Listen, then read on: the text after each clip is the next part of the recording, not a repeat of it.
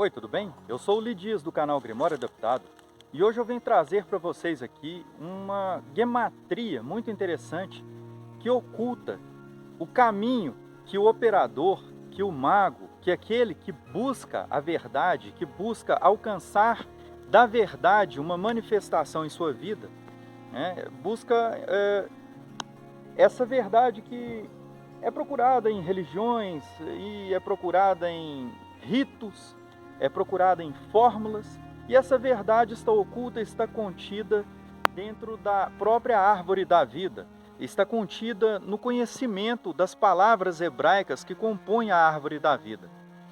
As palavras hebraicas que dão nomes às esferas, que são manifestações, que são emanações de Deus desde o ato da criação. Então, um conhecimento básico de hebraico pode levar essa pessoa, né, que eu posso nomear de operador, de mago, como bem desejar, pode levar essa pessoa, então, a alcançar esse segredo. E é algo tão simples e muitas vezes a gente tem a tendência de complicar muito aquilo que é simples e fácil de ser obtido, fácil de ser alcançado, né? Então, eu venho trazer aqui um ponto de partida que é a palavra água. E por que eu vou usar a palavra água como um ponto de partida? Porque, primeiramente, a gente vê que na árvore da vida, a última séfira é Malhut, representa o mundo material, o plano material, representa nós mesmos, o corpo, né, como manifestação de Deus em seu aspecto mais denso no plano material. Então, esse corpo aqui está carregado de dualidade, né? Nós temos o bem e o mal em nós. Nós somos capazes de fazer o bem e o mal. E essa capacidade, né, de trafegar de um lado para o outro entre essas polaridades, essa capacidade ela se deve ao fato de que nós somos movidos pelas nossas emoções. E a água, assim como as nossas emoções, ela tem essa característica de volatilidade, né, de estar sujeita a se modificar de acordo com as energias com as quais ela entra em contato. Por exemplo, a água, se ela entra em contato com calor extremo, ela pode evaporar. Se ela entra em contato com frio extremo, ela muda de forma e passa para o estado sólido, né? Então, da mesma forma, os sentimentos humanos, né, eles em contato com palavras que exprimem sentimentos, provocam também sentimentos. E esses sentimentos levam o ser humano a praticar atos que podem levar às consequências, né, aos fatos. Então, a palavra água, que em hebraico é maim, né, composta pelas letras mem, iod e mem sofit, que é a letra mem em uma forma de escrita que é utilizada no final da palavra, né? Sofit significa no final. Elas representam números, né? As letras hebraicas também são números, não somente letras. Então a gente vai fazer o cálculo e a gente vai chegar num total, e esse total a gente vai, quando o número for composto de mais de dois algarismos, a gente soma esses dois números para fazer uma redução e chegar a um único dígito. Então a palavra maim, a gente chega ao cálculo de 90 e fazendo a redução, né, 9 mais 0, a gente chega ao cálculo do número 9. A nona séfira, que está logo acima de Malhut, que representa a nossa vida material, é a séfira de Yesod. Yesod representa o fundamento, é a nossa compreensão, né, onde estão abarcadas as nossas emoções. É a séfira que compreende aquilo que nós entendemos como o nosso ego, né, aquilo tudo que forma aquilo que nós entendemos quem nós somos. Então, a nossa compreensão da nossa relação espiritual, né, da nossa relação entre o nosso aspecto material e espiritual, da nossa relação com o todo, com a criação, com a natureza, tudo isso que a gente entende que nós somos está abarcado nessa séfira que é Yesod. Por isso ela é chamada de fundamento, porque ela fundamenta aquilo que nós somos, esse construto que nós compreendemos que nós somos. Então, quando a gente entende que Yesod, dentro da astrologia clássica, ela recebe ali uma representação também da esfera planetária que representa a Lua, né? Apesar de a Lua não ser um planeta, mas dentro da astrologia clássica era considerada assim, então manteve-se essa tradição. Então a Lua rege as marés, né? Responsável pelas marés. Ela provoca um efeito sobre as marés. Da mesma forma, então, a água que sofre esse efeito astral, né? Esse efeito que é algo que não é tangível, né? Pelo aspecto material, a gente pode compreender que essas energias que representam as nossas emoções humanas, os nossos sentimentos, e que são moldadas de acordo com as influências do meio, as influências externas, né, elas são geridas ali nessa séfira que abarca esse fundamento egóico, né? Então, a gente pode compreender que ela sendo o número 9, a nona séfira, que está logo acima do plano material, já mostra que é algo que não está diretamente no plano material, mas é algo que está um nível acima, né? Então, é necessário que as nossas emoções estejam sob um determinado controle. A água também representa purificação. A gente vê que nos rituais ela é utilizada para purificação. Você vê que no batismo você é imerso em água como uma representação de que a água está removendo todas as impurezas do seu velho eu, onde você então sai dessas águas purificado, limpo. E da mesma forma, as suas emoções devem ser dessa mesma natureza, devem ser puras, assim como a água, né, que tem esse papel de purificar o corpo, ela também é relacionada com essa pureza, com essas emoções purificadas. Então isso nos dá um entendimento, né, de acordo com a relação que se estabelece da água, que é a palavra mãe, né, fundamentada ali, abarcada ali na Sefer de Yesod, também com a palavra emet, que é verdade. Por quê? Porque se a gente for fazer o cálculo de emet, né, que é formado pelas letras Aleph, Mem e Tav, a gente chega no cálculo, né, que a letra Aleph representa 1, Mem representa 40 e Tav representa 400. Então 441. 4 mais 4 mais 1 dá 9. Então a gente vê que tem essa relação da pureza, de um sentimento puro, né, com a verdade. E a verdade, diz o Salmo 51, que ela se alegra, ela deseja, né, o íntimo do ser humano. Está escrito que Ren emet hafat stavatohot, a verdade deseja o íntimo. Aquilo que está no íntimo é o nosso sentimento em um estado de pureza, um sentimento de uma kavaná pura, verdadeira, né?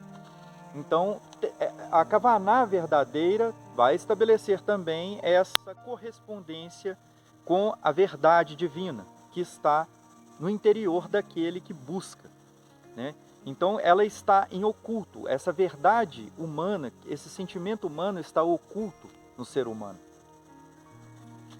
Então, a gente vê essa relação da verdade com Yesod através desses números, né, que essas palavras representam. E o interessante é que a misericórdia divina, né, é representada por uma séfira que está bem mais acima, que é a séfira de Hesed, que é formada no hebraico pelas letras Het, Samer e Dalet. A gente chega ao cálculo de 72. E se a gente somar 7 mais 2, chega a 9.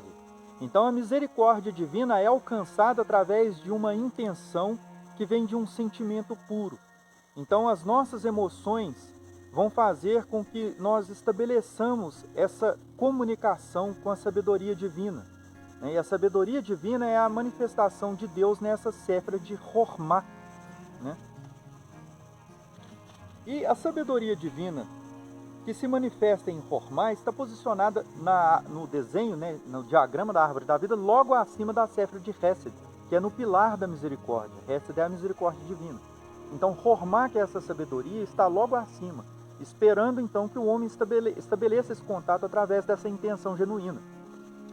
E o interessante que nós podemos observar é que a palavra Yesod, né, quando a gente vai fazer o cálculo da soma de suas letras, né, a gente chega no número 80.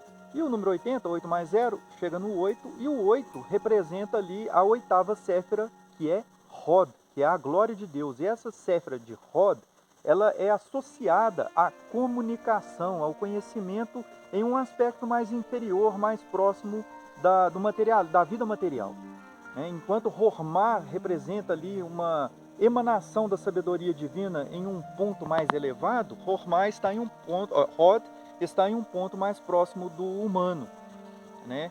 E ainda assim é de natureza sutil, ambos são de natureza sutil, né? Ambas emanações. Então, Hod tem essa relação com Hormá.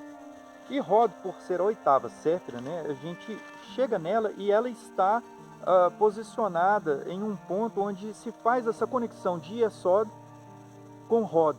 Hod, como sendo uma representação de comunicação, a gente entende que esse sentimento puro, ele deve ser extravasado através de uma comunicação. Então, o homem vai ter que se utilizar do dom da fala para estabelecer essa comunicação, né? Essa comunicação interna, que faz essa comunicação com a esfera superior, que é Hormá, ela vai ser exteriorizada na fala, ou seja, vai ser trazida de planos sutis para o plano material, que é um plano mais concreto, porque vai ser transformado o pensamento em energia de frequência. Então, cria-se no mundo material aquilo que antes era algo interno, que era um pensamento. Da mesma forma que Deus criou o mundo, né? Deus projetou o mundo e criou o mundo pela palavra, pelo verbo. Houve uma manifestação de som. Por isso que se diz que Deus criou o mundo, né? Deus disse, haja luz, e a luz se fez. Tudo que Deus cria, Ele diz, haja, e aquilo se faz. Então, da mesma forma, o homem, Deus em seu macrocosmo criou o universo, e o homem em seu microcosmo vai então criar esse relacionamento que vai ser estabelecido a partir deste momento. Então, a gente vê que Hod, tendo essa relação ali com a comunicação, que vem dessa pureza, dessa intenção de pureza, de estabelecer essa comunicação, a gente pega a soma das letras que compõem a palavra Hod e a gente chega no número 6. O homem foi criado no sexto dia. O interessante é que a sexta séfira é a séfira da beleza, que é Tiferet. E Tiferet está logo abaixo da séfira primordial, a primeira manifestação de Deus além do véu do incognoscível.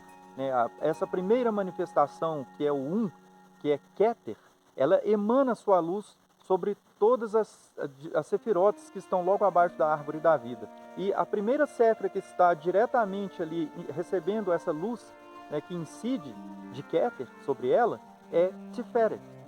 Então Tiferet está no pilar do meio, e essa beleza de Keter incide diretamente sobre Tiferet. E Tiferet, por sua vez, está diretamente posicionada logo acima de Yesod. Então, através da comunicação, que é alcançada como uma expressão desse sentimento de pureza humana, de estabelecer essa conexão com sua fonte de vida, com a sua origem divina, o homem então vai se comunicar e buscar alcançar essa luz, dessa beleza da manifestação de Deus, que é Tiferet. Então, a gente soma as letras, os números que compõem a palavra Tiferet, que é essa beleza de Deus. Então, a gente faz a redução, e chega no número 10. E a gente vê, então, o estabelecimento dessa relação que existe entre Tiferet e Malchut, que é o plano material. Pois o plano material é uma expressão da beleza divina em um aspecto mais denso, de existência. E também a gente vê que a séfira de Malchut, assim como a séfira de Tiferet, elas vão chegar nesse número 10 por essa redução. Então tem esse aspecto de correspondência dessa beleza divina no plano material. Malchut, quando a gente soma as letras, a gente faz essa redução e chega no número 10. E como eu disse, que a verdade que se manifesta, que Deus se agrada dela no íntimo do ser humano, e assim Ele faz com que a sabedoria lhe seja revelada. Essa sabedoria é Hormá. Então, para se alcançar essa sabedoria, o homem acaba se valendo então da comunicação, estabelece essa comunicação e alcança então esse contato com essa manifestação de Deus, que lhe dá a condição de alcançar a manifestação no plano material daquilo que ele busca. Na árvore da vida, as sefirotes que fazem ali oposição uma com a outra, a gente vê então que aquela que faz oposição com Chesed é o rigor divino. A misericórdia divina se contrapõe ali com o rigor, com a justiça divina, que é Gevurah. né? E se a gente soma as letras que compõem Gevura e faz essa redução, a gente chega no número 4. E é interessante notar que Gevura a gente pode entender como um aspecto da força divina, de ação da força de Deus, de execução, né? E a gente entende que o número 4, ele, antes desse estado de matéria, é representado por Da'at, que geralmente é representado na árvore da vida como uma séfira tracejada. Da'at seria aquele estado de um conhecimento em uma tamanha profundidade em que o homem tinha esse contato em um nível muito elevado. Então, a partir do momento em que o homem deixou de entregar a direção de sua existência, de sua vida ao Criador, tirou das mãos do Criador e passou as rédeas dessa condução de sua vida para o seu próprio ego, então o homem perde aquele estado de perfeição porque ele se coloca em um estado, um condicionamento que não é compatível mais para estar naquela posição, né, de dar, de perfeição, de um conhecimento de tamanho e profundidade. Uma vez tendo dado asas à cobra, se é que eu posso usar essa expressão, né? Uma vez que ele entrega ali então ao seu ego, que é essa serpente, que conseguiu persuadi-lo através da comunicação, né? O seu poder de persuasão. Então o homem se vê nesse estado de matéria, né? Onde essas virtudes unidas em um estado de perfeição são dissociadas, e o homem aqui agora se vale da comunicação para expressar o seu sentimento verdadeiro, alcançando a misericórdia do Deus Criador do Universo, que vai proporcionar que a beleza de toda a bondade do Criador seja manifesta através de sua força gevurática, manifestando no plano da matéria aquilo que ele deseja e busca em seu Deus, seu Criador. Eu fico por aqui, a gente se vê. Até mais.